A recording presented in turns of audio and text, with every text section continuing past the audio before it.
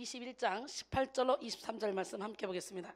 내가 진실로 진실로 내게 이르노니 내가 젊어서는 스스로 띠띠고 원하는 곳으로 다녔거니와 늙어서는 내 팔을 벌리리니 남이 내게 띠띠우고 원하지 아니하는 곳으로 데려가리라. 이 말씀을 하시면 베드로가 어떠한 죽음으로 하나님께 영광을 돌릴 것을 가리키심이로라. 이 말씀을 하시고 베드로에게 이르시되 나를 따르라 하시니 베드로가 돌이켜 예수께서 사랑하시는 그 제자가 따르는 것을 보니 그는 만찬석에서 예수의 품에 의지하여 주님을 파는 자가 누구이오니까 묻던 자더라. 이에 베드로가 그를 보고 예수께 여짜오되 주님 이 사람은 어떻게 되겠사옵나이까? 예수께서 이르시되 내가 올 때까지 그를 머물게 하고자 할지라도 내게 무슨 상관이 있냐? 너는 나를 따르라 하시더라. 이 말씀이 형제들에게 나가서 그 제자는 죽지 아니하겠다 했으나 예수의 말씀은 그가 죽지 않겠다 하신 것이 아니라 내가 올 때까지 그를 머물게 하고자 할지라도 내게 무슨 상관이냐 하신 것이더라. 기적의 하나님, 능력의 하나님은 살아계십니다.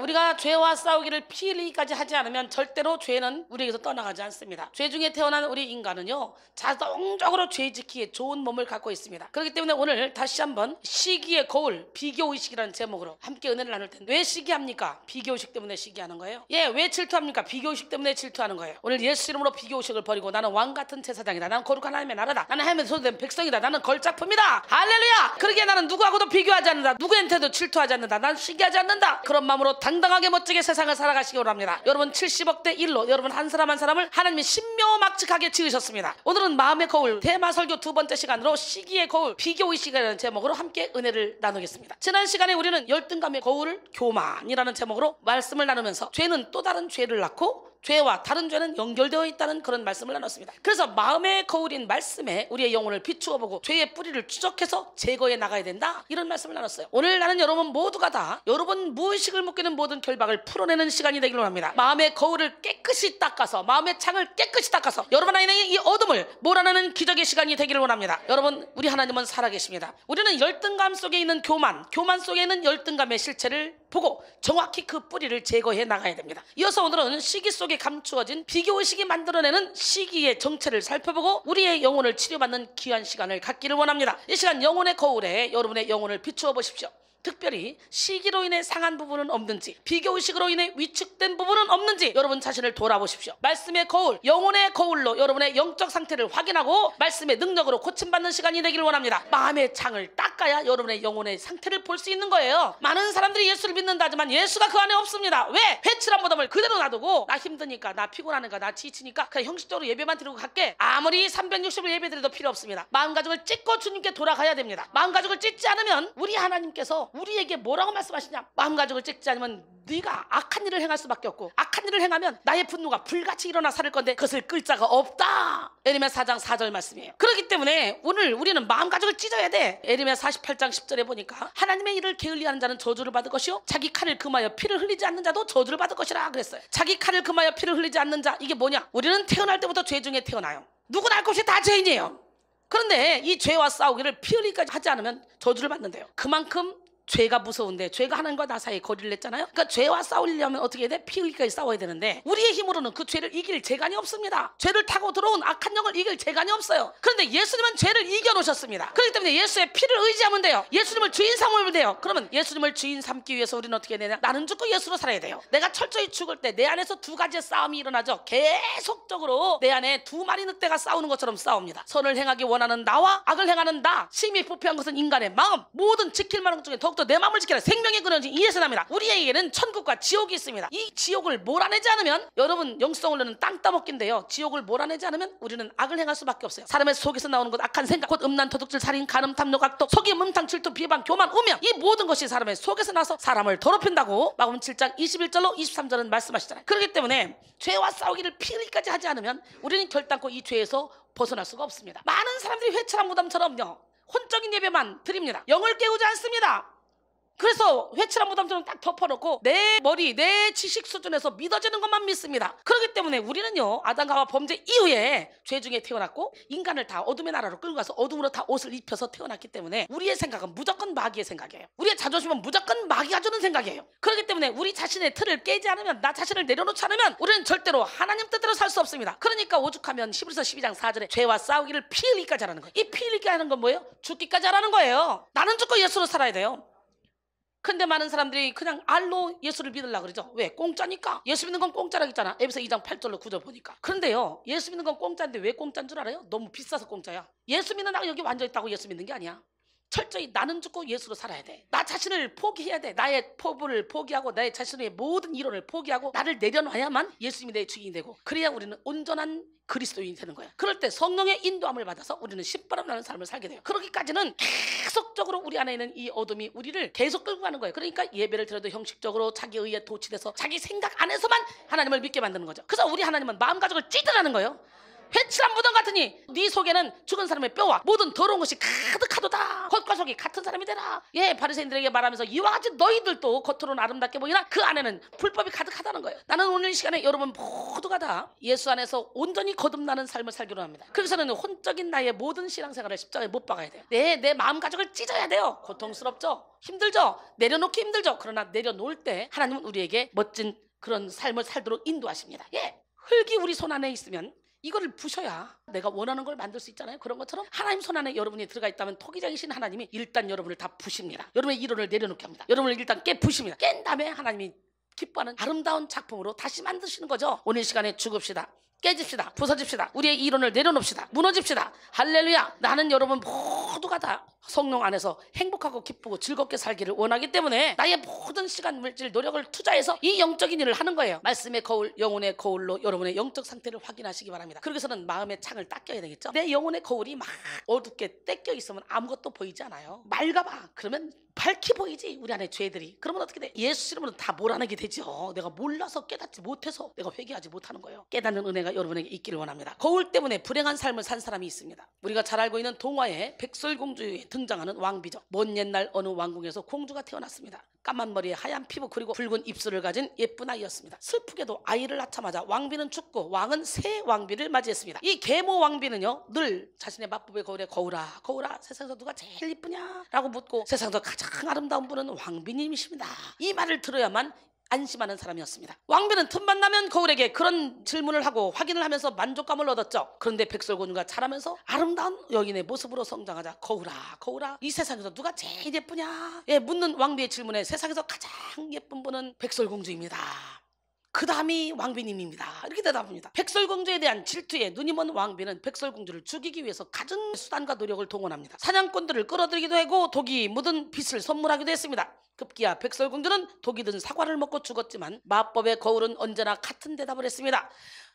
거울아 거울아 세상에서 누가 가장 예쁘냐 예 세상에서 가장 아름다운 분은 백설공주입니다. 그저 왕비는 거울 앞에서 막 화를 내면서 울부짖습니다. 아니야 거짓말이야 그럴 리가 없어. 백설공주는 내 손으로 죽였어. 백설공주가 죽었는데도 왜 여전히 백설공주가 제일 아름답다는 거야? 그러자 거울이 대답했습니다. 아름다운 백설공주를 만드는 것은 바로 왕비님의 질투와 열등감입니다. 왕비님 자신이 늙고 추하다는 열등감을 가지고 있는 한 왕비님의 마음은 백설공주를 계속 만들어낼 것입니다. 왕비님이 마음을 바꾸지 않는 한 백설공주는 절대 죽지 않습니다. 할렐루야. 이게 뭔 말인지 알긴 알아? 아는겨? 예, 여러분의 마음에서 만들어낸 거예요.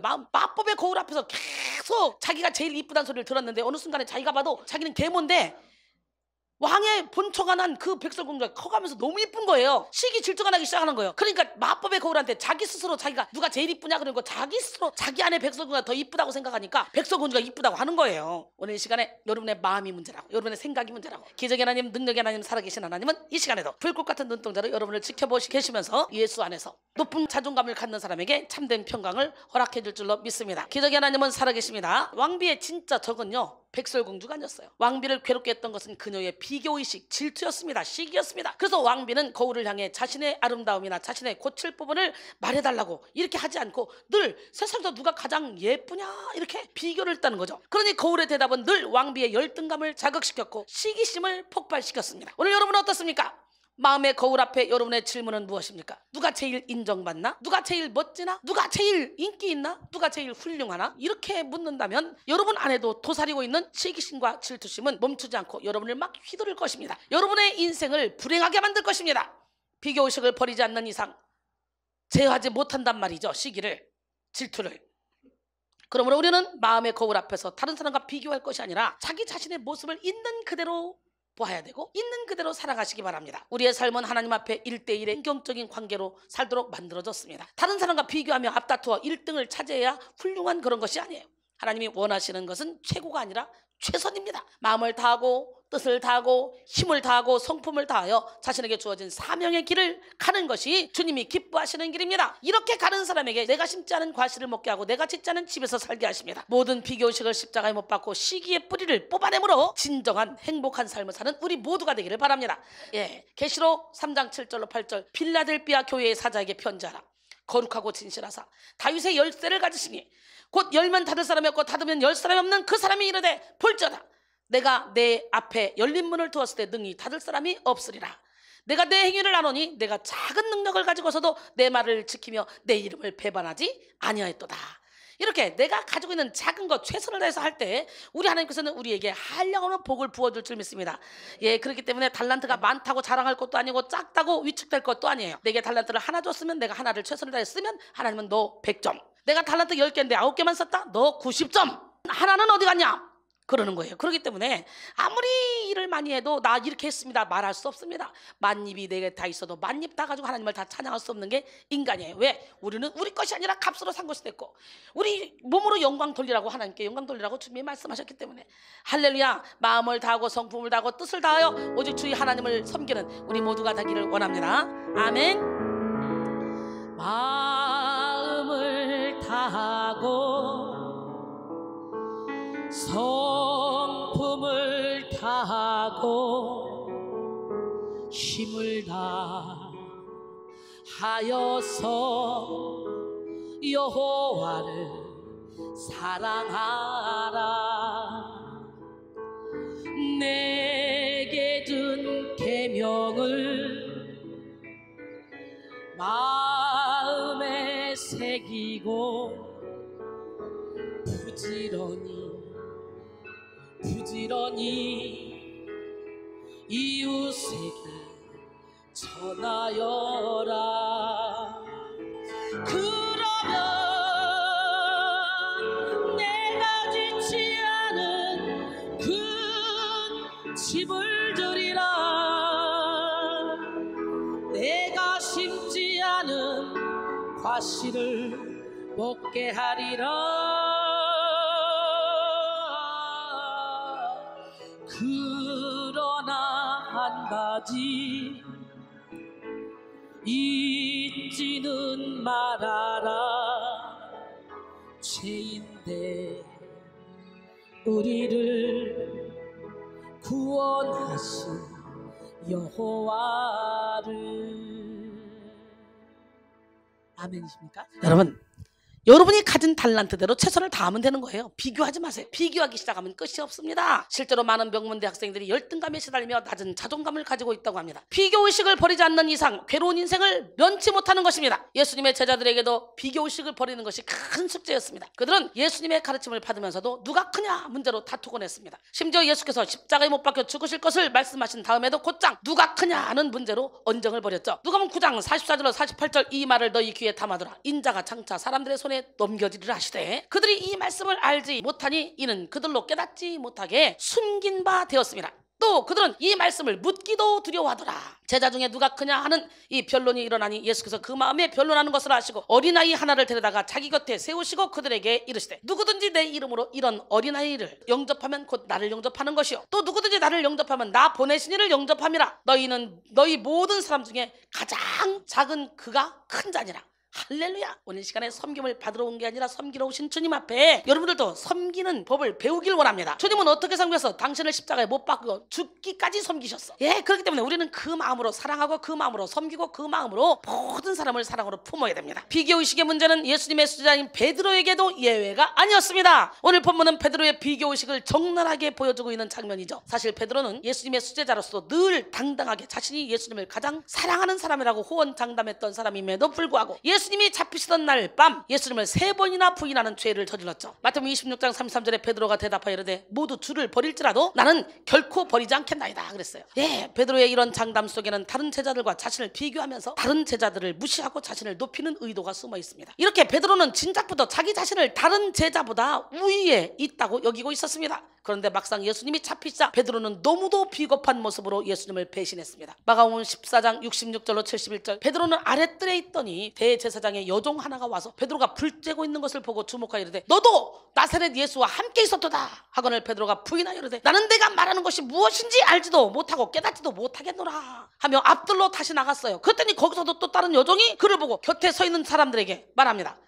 이르되 이 사람은 그 도당이라 하되 또 부인하더라. 조금 후에 곁에 서 있는 사람들이 다시 베드로에게 말하되 너도 갈릴리 사람이니 참으로 그 도당이니라. 그러나 베드로가 저주하며 맹세하되 나는 너희가 말하는 이 사람을 알지 못하노라. 기가 막히잖아요. 이제 예수님을 저주하고 맹세하고 부인합니다. 기가 막히죠. 베드로의 연약한 모습은 부활하신 예수님을 만난 후에도 여전했습니다. 그는 예수님이 부활하신 것을 알면서도 물고기를 잡으러 갔죠. 어부도 아닌 제자들까지 덩달아 7명이 베드로를 따라갔습니다. 그런데 아무리 물고기를 잡으려 해도 한 마리도 잡지 못하죠. 그때 우리 주님이 나타나시죠. 예수님은 이렇게 깊은 절망과 낙심 가운데 빠진 베드로에게 다시 찾아오셨습니다. 그리고 다시 한번 예수님의 말씀에 순종할 때 물고기가 많아서 그물을 들 수 없을 정도로 이렇게 많이 잡았죠. 153마리. 예수님은 다정하게 떡과 생선을 떼어주셨죠. 조금의 책망이나 정죄함 없이 예수님은 베드로에게 말합니다. 베드로가 3번 부인했던 것을 너 그럴 수 있어 이렇게 정죄한 것이 아니라 네가 나를 사랑하느냐?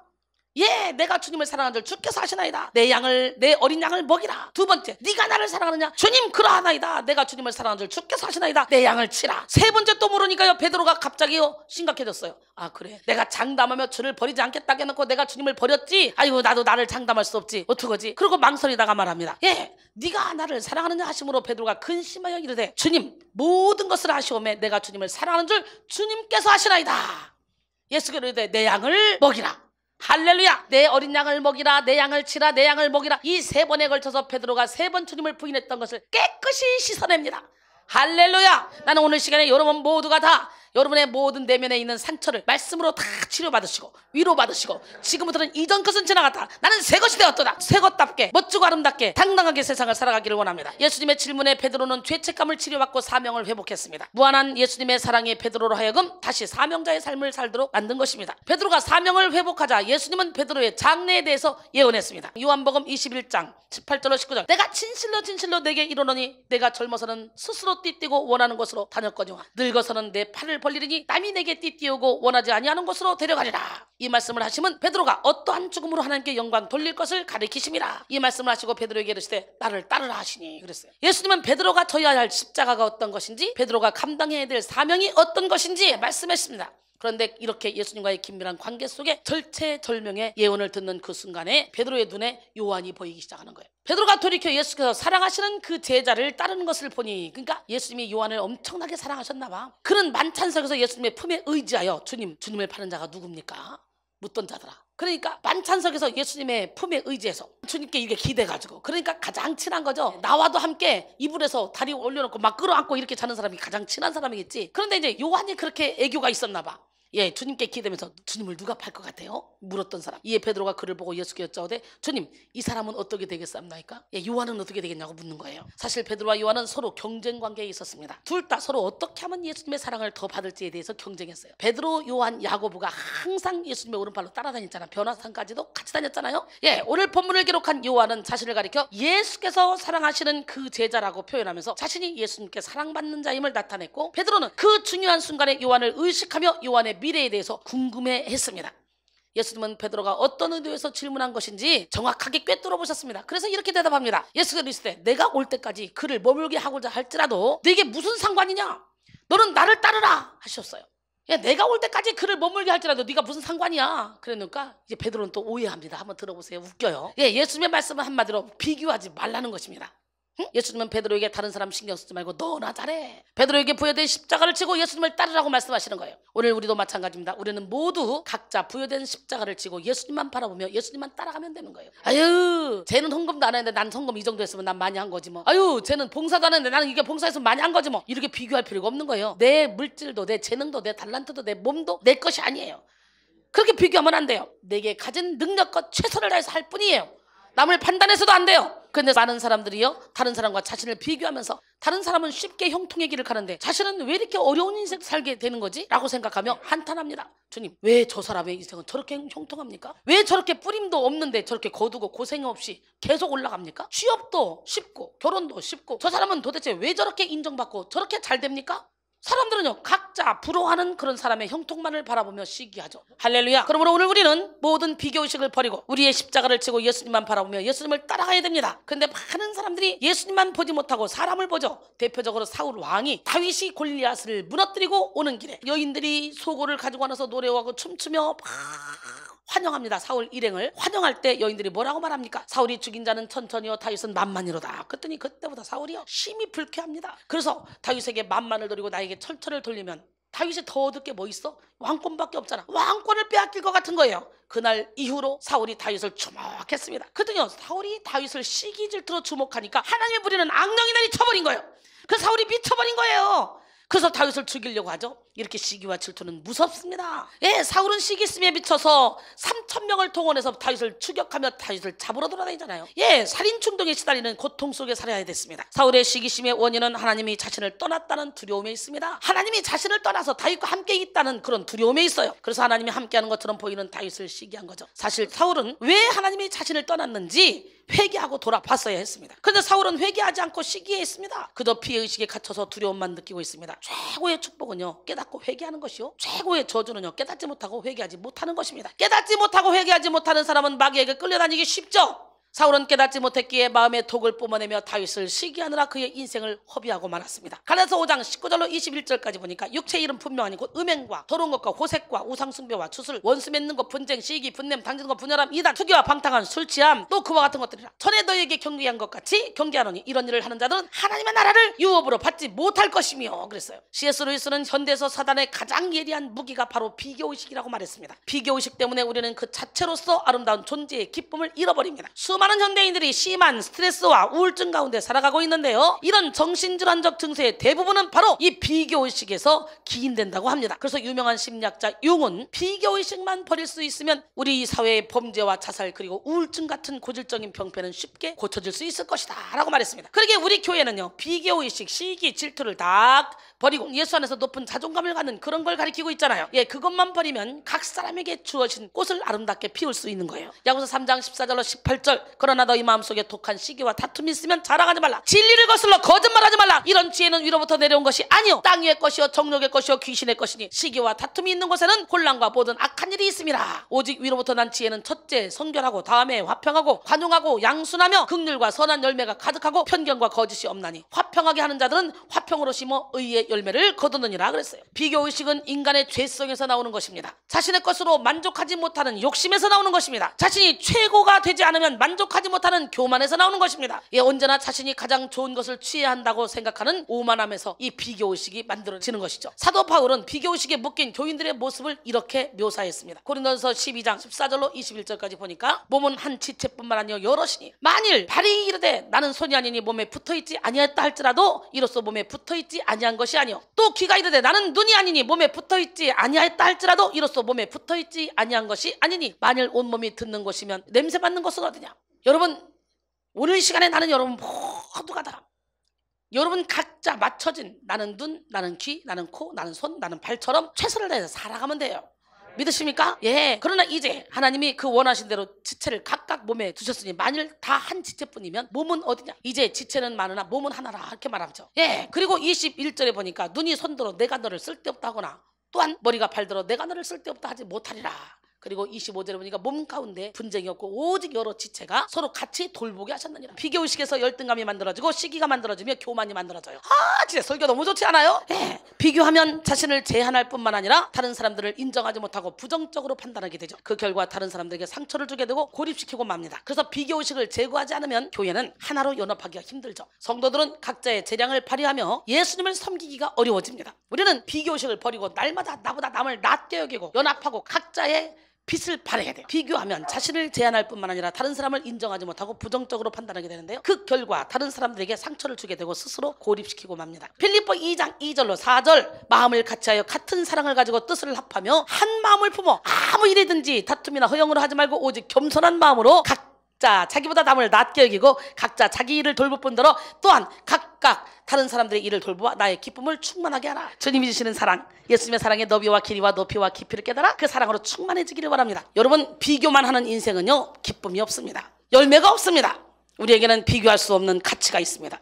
하나님이 각자에게 주신 아름다움이 있습니다. 하나님이 주신 자신의 아름다움이 무엇인지 찾아가며 감사할 수 있는 여러분이 되기를 바랍니다. 저는 아무도 부럽지 않습니다. 저는 저 자신을 정말 사랑합니다. 저 자신만 사랑하는 것이 아니라 이웃을 내 몸처럼 사랑합니다. 비교하지 마십시오. 비교하며 살아가기에 인생은 너무나 짧습니다. 인생은 너무나 아깝습니다. 하나님이 바라보는 눈으로 여러분 자신을 바라보십시오. 남과 비교해서 얻은 만족감과 만족감은 진정한 참된 행복이 아닙니다. 빌립보 4장 11절로 13절 내가 궁핍함으로 말하는 것이 아니니라. 어떤 형편에든지 나는 자족하기를 배웠느니 나는 비천에 처할 줄도 알고 풍부에 처할 줄도 알아. 모든 일 곧 배부름과 배고픔과 풍부와 궁핍에 처할 줄 아는 일체의 비결을 배웠느니라. 내게 능력 주시는 자 안에서 나는 모든 것을 할 수 있느니라. 할렐루야. 사랑하는 성도 여러분, 예수님의 제자가 되려면 먼저 자기를 부인해야 됩니다. 비교의식은 자기를 부인하지 못한 흔적입니다. 자아가 살아있는 만큼 우리는 높아지고 싶고 드러나고 싶고 인정받고 싶어집니다. 예수님은 나보다 남을 낮게 여기라고 말씀하시면서 섬김을 받으려 함이 아니라 섬기러 오셨다고 말씀하시죠. 그렇기 때문에 우리도 그 예수님을 닮아야 됩니다. 예수님은 베드로가 다시 회복한 사명의 길을 가기 전에 비교의식을 완전히 없애고 시기의 마음, 질투의 마음을 완전히 다 내려놓고 예수님만 바라보기를 원하셨습니다. 그러나 베드로는 예수님이 말씀하신 의도를 깨닫지 못하고 예수님이 요한은 죽지 않는다고 하셨다고 형제들에게 말하고 있습니다.